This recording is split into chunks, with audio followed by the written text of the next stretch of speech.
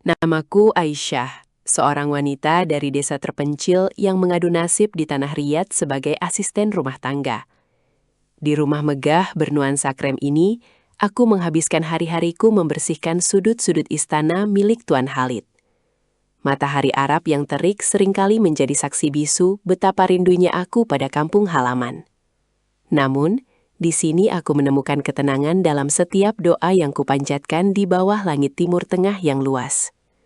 Aku hanyalah seorang pelayan, namun takdir seringkali menuntun kita ke jalan yang tak pernah terbayangkan sebelumnya. Di balik kemewahan ini, ada sebuah rahasia yang tersimpan rapat dalam hati sang majikan. Tuan Khalid adalah pria yang berwibawa, namun matanya selalu menyimpan kesedihan yang mendalam. Ia memiliki segalanya, kecuali satu hal, seorang penerus yang bisa mewarisi semua kekayaannya. Istrinya telah lama tiada, dan desakan keluarga besar mulai menghimpitnya untuk segera mencari pendamping baru. Suatu sore, saat aku sedang menata bunga di ruang tamu, aku merasakan tatapannya yang tajam namun lembut mengikutiku. Ada sesuatu dalam keberadaanku yang tampaknya menarik perhatiannya, bukan sebagai pelayan, melainkan sebagai sosok wanita. Itulah awal dari perubahan besar yang akan membolak-balikan duniaku selamanya. Konflik memuncak ketika ibu Tuan Khalid datang dan memberikan ultimatum yang sangat berat baginya. Beliau menginginkan seorang cucu dalam waktu dekat atau harta warisan keluarga akan dialihkan. Tekanan itu membuat Tuan Khalid tampak sangat terbebani, dan aku sering mendengarnya mendesah berat di ruang kerjanya. Tiba-tiba suatu malam, dia memanggilku ke ruang tengah dengan wajah yang sangat serius. Jantungku berdegup kencang, bertanya-tanya kesalahan apa yang telah kuperbuat hingga dipanggil di jam seperti ini. Namun, apa yang keluar dari mulutnya bukanlah teguran, melainkan sebuah tawaran yang meruntuhkan pertahananku.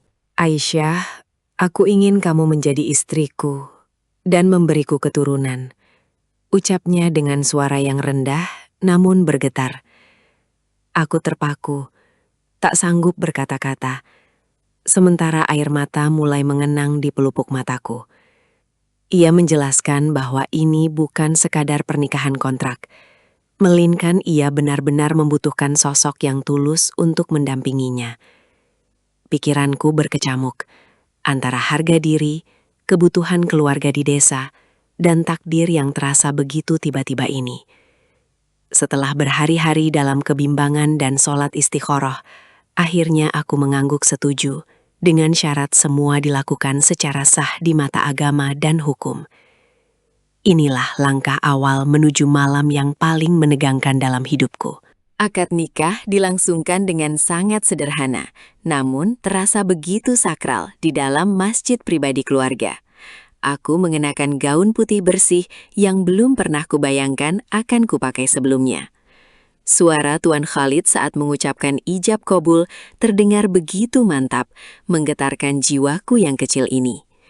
Kini, statusku bukan lagi pelayan, melainkan istrinya, wanita yang ia pilih untuk memberikan napas baru bagi keturunannya. Rasa canggung menyelimuti setiap gerak-geriku saat kami kembali ke rumah. Aku kini melangkah ke kamar utama yang luas, tempat yang dulu hanya pernah kusentuh saat aku sedang membersihkan debu di sana. Malam pertama tiba, dan suasana kamar terasa begitu sunyi hingga aku bisa mendengar detak jantungku sendiri.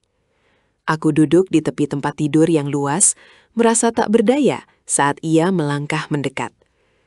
Bayangan-bayangan menakutkan tentang majikan yang kasar sempat melintas di pikiranku, membuat tubuhku sedikit gemetar. Namun, saat ia menyentuh bahuku, sentuhannya begitu lembut dan penuh hormat. Aku tak berdaya bukan karena ketakutan fisik, melainkan karena kewibawaannya yang meluluhkan segala prasangka burukku. Ia menatapku dalam-dalam dan berbisik bahwa ia tidak akan memaksakan apapun yang tidak kuinginkan. Ternyata, di balik sosoknya yang dingin, Tuan Khalid adalah pria yang sangat rapuh karena kesepian. Malam itu, kami hanya banyak bercerita tentang kehidupan masing-masing, membangun jembatan di atas jurang perbedaan status kami. Ia memperlakukanku dengan martabat yang sangat tinggi, membuatku merasa benar-benar berharga sebagai seorang wanita. Ketakutanku perlahan sirna, berganti dengan rasa hormat dan bibit-bibit kasih sayang yang mulai tumbuh. Aku menyadari bahwa tugas untuk memberikan keturunan ini bukan lagi sekadar beban, melainkan sebuah amanah cinta yang ingin kujalani dengan sepenuh hati demi kebahagiaannya. Bulan demi bulan berlalu, dan keajaiban itu akhirnya hadir di tengah-tengah kami. Kabar kehamilanku disambut dengan tangis syukur oleh Tuan Khalid dan seluruh penghuni rumah. Aku tak pernah menyangka bahwa perjalananku dari seorang pelayan desa bisa berakhir menjadi ratu di hati seorang pria terhormat. Hubungan kami yang berawal dari kebutuhan akan keturunan, kini telah berubah menjadi ikatan cinta yang tulus dan kokoh. Tuhan telah mengatur skenario terbaik bagi hambanya yang bersabar.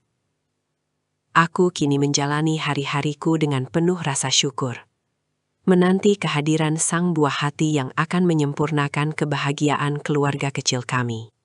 Kisahku adalah pengingat bahwa takdir Tuhan tidak pernah salah alamat, dan kemuliaan seseorang tidak ditentukan oleh pekerjaannya.